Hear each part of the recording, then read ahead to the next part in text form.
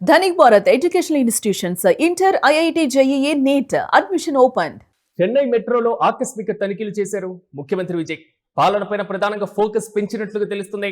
రాష్ట్ర వ్యాప్తంగా ఆకస్మిక పర్యటనలు తనిఖీలు చేస్తూ కూడా ముఖ్యమంత్రి విజయ్ జోరున పాలన చేస్తున్నారు. అయితే మెట్రో పనితీరును స్వయంగా పర్యవేక్షించారు సీఎం విజయ్. మెట్రో టికెట్ తీసుకొని రైలు ఎక్కారు. ప్రధానంగా ప్రయాణికులతో మాట్లాడుతూ కూడా సరదాగా ప్రయాణం సాగింది. ప్రయాణికుల యొక్క సమస్యలను కూడా అడిగి తెలుసుకున్నటువంటి పైన ప్రజా రవాణా పైన అధికారులతో సమీక్ష సమావేశాన్ని కూడా నిర్వహించారు. ముఖ్యమంత్రి విజయ్ కు హాయ్ చెప్తూ కూడా విజిల్స్ వేస్తూ కేరింతలు కొట్టారు అక్కడ ఉన్నటువంటి అభిమానులు. ఒక్కసారిగా తమిళనాడు రాజకీయాల్లో సరికొత్త రికార్డు నెలకొల్పుతూ ప్రభుత్వాన్ని ఏర్పాటు చేసినటువంటి ముఖ్యమంత్రి విజయ్ తమిళనాడుకు సంబంధించినటువంటి అత్యంత కీలకమైన విధానపరమైనటువంటి నిర్ణయాలతో అసలు క్షేత్రస్థాయిలోనే పాలనకు సంబంధించినటువంటి అంశాలపైన ప్రజా రవాణాకి సంబంధించినటువంటి అంశాలపైన దృష్టి పెడుతున్నటువంటి వైనాన్ని మనం చూస్తున్నాం. సాధారణంగా ముఖ్యమంత్రి వస్తున్నారంటే భారీ స్థాయిలో విఐపి హంగామాలు, భారీ స్థాయిలో ఏర్పాట్లు, భారీ బందోబస్తు, కీలకమైనటువంటి అంశాలతో అధికారులు ముందుగానే ఏర్పాట్లకు సంబంధించినటువంటి పర్యవేక్షించడం, తగిన ఏర్పాట్లు చేయడం చేస్తూ ఉంటారు. కానీ ముఖ్యమంత్రిగా బాధ్యతలు చేపట్టిన తర్వాత విజయ్ ఒక సాధారణ పౌరుడిలాగా ఆడంబరాలు లేకుండా, ప్రోటోకాల్ లేకుండా, ఒక ప్రత్యేకమైనటువంటి ఏర్పాట్లే లేకుండా గవర్నమెంట్ ఎస్టేట్ కి సంబంధించినటువంటి మెట్రో స్టేషన్ కు చేరుకున్నారు. అందరిలాగే ఆయన కూడా క్యూలో నిలబడ్డారు.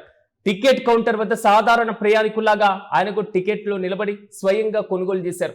ఆటోమేటిక్ గా ఏదైతే కౌంటర్ దగ్గర టికెట్ తీసుకొని స్కానింగ్ కూడా చేసేసుకొని లోపలికి వెళ్ళిపోయారు. అయితే స్టేషన్ ప్లాట్ఫామ్ పైకి వెళ్ళగానే ఒక్కసారిగా అభిమానులు చూసిన తర్వాత కేరింతలు కొట్టినటువంటి పైన ముఖ్యమంత్రి మన మెట్రోలో మన దగ్గరకు వచ్చి మన పక్కన కూర్చొని మనతో పాటు ప్రయాణించడం ఏంటంటూ కూడా చాలా మంది ఆశ్చర్యపోయారు. అయితే ముఖ్యమంత్రి వచ్చారన్నటువంటి ఇన్ఫర్మేషన్ తెలియగానే భారీ స్థాయిలో అక్కడ అభిమానులు, కార్యకర్తలు కూడా చేరుకోవడం జరిగింది. గవర్నమెంట్ ఎస్టేట్ స్టేషన్ నుంచి నందనంలో ఉన్నటువంటి చెన్నై మెట్రో సంబంధించిన హెడ్ క్వార్టర్స్ వరకు కూడా బ్లూ లైన్ ఏదైతే ఉందో ఆ లైన్ లో ప్రయాణించడం జరిగింది. అభిమానులు మాత్రం హర్షధ్వానాలు కూడా వ్యక్తం చేసినటువంటి వైనాన్ని మనం చూస్తున్నాం. తోటి ప్రయాణికులుగా మాత్రమేగానే ఆయన కూడా రావడం, హాయ్ సీఎం దళపతి అంటూ కూడా విజిల్స్ వేసి కేరింతలు కొట్టారు, చిరునవ్వులు చిందించారు.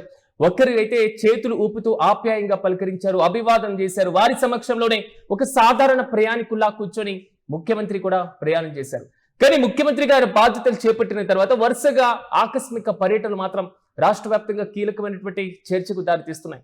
తమిళనాడులో గతంలో చాలా మంది ముఖ్యమంత్రులుగా పనిచేశారు. ఈ 40 ఏళ్లలో ఏ ముఖ్యమంత్రి చేయని వినూత్నమైనటువంటి పరిపాలనా పరమైనటువంటి సంస్కరణలతో విజయ్ ప్రజల్లోకి వెళ్తున్నటువంటి వైనాన్ని మనం చూస్తున్నాం. సాధారణంగా ముఖ్యమంత్రులు కేవలం క్యాంపు కార్యాలయాలకు మాత్రమే పరిమితం అవడం, శాసనసభలకు మాత్రమే పరిమితం అవడం, లేదా ఎప్పుడైనా నియోజకవర్గ పర్యటనలు చేపట్టినప్పుడు అభివృద్ధి కార్యక్రమాలు చేపట్టడం, అధికారులకు ఏదైనా సమస్య పైన ఆదేశాలు జారీ చేయడం, ఇదే అంశాన్ని మనం గమనిస్తూ ఉంటాం. కానీ ముఖ్యమంత్రిగా విజయ్ బాధ్యతలు చేపట్టిన తర్వాత ఆకస్మిక పర్యటనల పైన ఎక్కువగా ఫోకస్ పెట్టారు. ప్రజల సమస్యలను తెలుసుకోవాలంటే క్షేత్రస్థాయి పర్యటన చేయాల్సిందే అనేటువంటి ఒక కొత్త పరిపాలనా పరమైనటువంటి సంస్కరణతో ఆయన క్షేత్రస్థాయి ప్రజల్లోకి వెళ్తున్నారు. రైలులో ఇప్పుడు సాధారణమైనటువంటి ప్రయాణికులు ఆయన ప్రయాణిస్తూ పక్కనే ఉన్నటువంటి మహిళల గురించి, విద్యార్థుల గురించి, ఉద్యోగుల గురించి, వారి యొక్క సమస్యలపైన మాట్లాడడం, అవి అడిగి తెలుసుకోవడం, మెట్రో ఛార్జీలు మీకు అనుకూలంగా ఉన్నాయా, టైంకి మెట్రోలు వస్తున్నాయా, ఏమైనా ఇబ్బందులు ఎదుర్కొంటున్నారా అంటూ స్వయంగా ముఖ్యమంత్రి అడిగి తెలుసుకోవడం మాత్రం సాధారణ ప్రయాణికులకి, ప్రజలకు ఒక కొత్త కీలకమైనటువంటి అంశాలను కూడా తెర మీదకి తీసుకొస్తున్నాయి.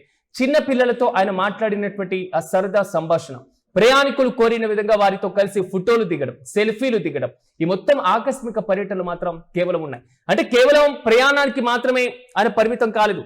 చెన్నై పర్యటనకి సంబంధించి కూడా మెట్రో ఫేజ్ 2 నిర్మాణ పనులపైన ప్రధానంగా ఫోకస్ పెట్టారు.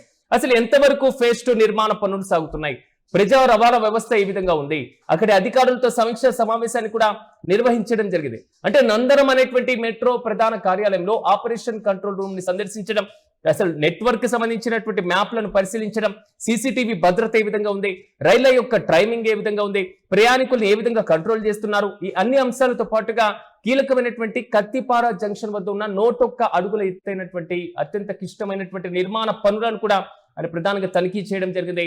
అయితే ఈ మెట్రో రైళ్ల ప్రయాణంతో పూర్తి స్థాయిలో క్షేత్రస్థాయి సమస్యలపైన ఫుల్ ఫోకస్డ్ గా విజయ్ అడుగులు వేస్తున్నారు.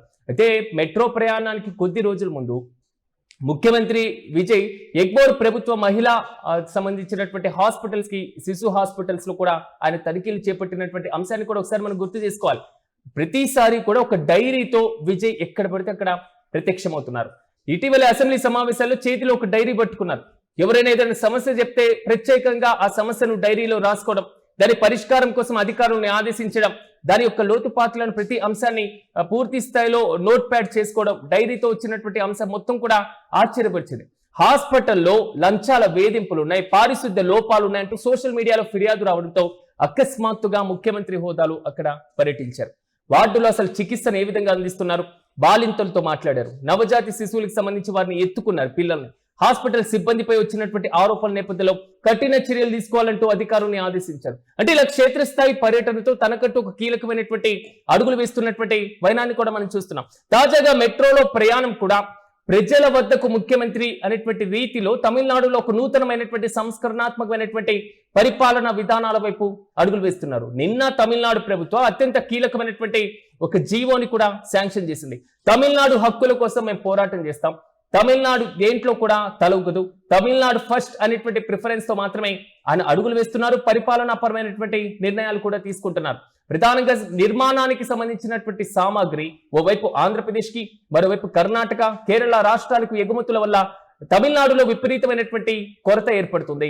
ధరలు తారాస్థాయికి చేరుతున్నాయి. కాబట్టి 3 నెలల పాటు ఈ నిర్మాణ సామాగ్రి పైన నిషేధం విధిస్తూ కూడా తమిళనాడు ప్రభుత్వంలో కీలకమైనటువంటి జీవో జారీ చేయడంలో విజయ్ ఒక కీ రోల్ పోషించారని చెప్పుకోవాలి. దీంతో మాత్రమే కాదు, కేవలం 40 ఏళ్లుగా ఏ ముఖ్యమంత్రి చేయనటువంటి పర్యటనతో, క్షేత్రస్థాయిలో ఆకస్మిక తనిఖీలతో, నేను ప్రజలతో ఉన్నాను, ప్రజలు నాతో ఉండండి, నాకు పట్టం కట్టారు కాబట్టి నేను ప్రజల సమస్యలు తెలుసుకోవాలి అనేటువంటి రీతిలో ఆయన చేపడుతున్నటువంటి ఈ ఆకస్మిక పర్యటన మాత్రం ఒక కొత్త కీలకమైనటువంటి అంశాల వైపు అడుగులు వేస్తున్నాయి. కీలకంగా మరో అంశం, నీటికి సంబంధించినటువంటి రద్దు వ్యవహారమైన, మరి ముఖ్యంగా తమిళనాడులో త్రిభాషా సూత్రానికి సంబంధించినటువంటి అంశాన్ని వ్యతిరేకించడంలో అయినా కీలకమైనటువంటి అంశాలను, తమిళనాడు యొక్క సాంప్రదాయాలను, తమిళనాడు యొక్క సంస్కృతిని మొదటి ప్రాధాన్యత ఇస్తామనేటువంటి రీతిలో పరిపాలన సాగుతుంది.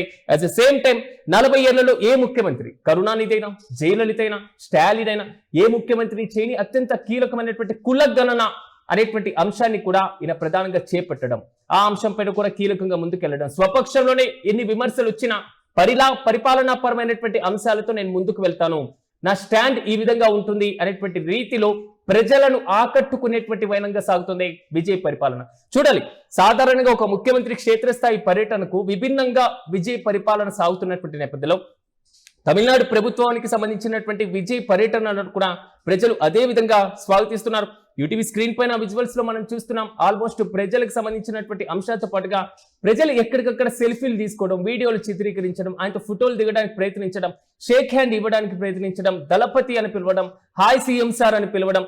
సో ఈ మొత్తం కూడా బాగా ఆకట్టుకుంటున్నటువంటి వైన. మెట్రోలో కూడా మీ సమస్య ఏంటి, ట్రైన్స్ టైమింగ్కి వస్తున్నాయా, మహిళలు కూర్చోడానికి ప్రత్యేకమైనటువంటి సీట్లు ఉన్నాయా, ఫేజ్ 2 నిర్మాణానికి ఇంకా ఎంత టైం పడుతుంది, ఎన్ని నిధులు కేటాయించాలి, త్వరితగతిన చేపట్టడానికి ఎలా చర్యలు తీసుకోవాలి, ప్రజా రవాణా వ్యవస్థ ఈ విధంగా ఉంది అనేటువంటి ప్రతి అంశాలను కూడా బేరీజ్ వేసుకుంటున్నారు. సాధారణంగా ఎన్నికల సమయంలోనో లేదా స్థానిక సంస్థల ఎన్నికల సమయంలోనే ఇలాంటి పర్యటనలు చేపడితే ప్రజలను ఆకట్టుకోవడానికి, ఓట్లను మమేకం చేసుకోవడానికి అనేటువంటి అవకాశాలు ఏర్పడుతుంటాయి. కానీ విజయ్ ముఖ్యమంత్రిగా బాధ్యతలు చేపట్టిన తర్వాత వరుసగా చేపడుతున్నటువంటి ఆకస్మిక పర్యటనలు పరిపాలనలో ఉండాల్సినటువంటి పారదర్శకత, పరిపాలనలో ఉండాల్సినటువంటి జవాబుదారీతనం, అకౌంటబిలిటీ, ట్రాన్స్పరెన్సీ, ఈ 2 అంశాలను మరోసారి పరిపాలనకు చాలా అవసరం అనేటువంటి అంశాన్ని ప్రతిబింబిస్తుంది. చూడాలి, వరుస పర్యటనలతో దూకుడుగా వెళ్తున్నటువంటి ముఖ్యమంత్రి విజయ్ నెక్స్ట్ ఎలాంటి చర్యలతో ముందుకు వెళ్ళబోతున్నారు. సో ప్రజలతో మమేకమై మాత్రమే నేను పరిపాలన చేయాలి అనేటువంటి ఒక కొత్త విధానాన్ని, కొత్త సంస్కరణను పరిపాలనలో ఆయన చూపెట్టడం మాత్రం ఇతర రాష్ట్రాలకు సంబంధించినటువంటి ముఖ్యమంత్రులు కూడా కొంతవరకు ఆదర్శప్రాయంగా మారుతుంది అనడంలో ఎలాంటి అతిశయోక్తి లేదు.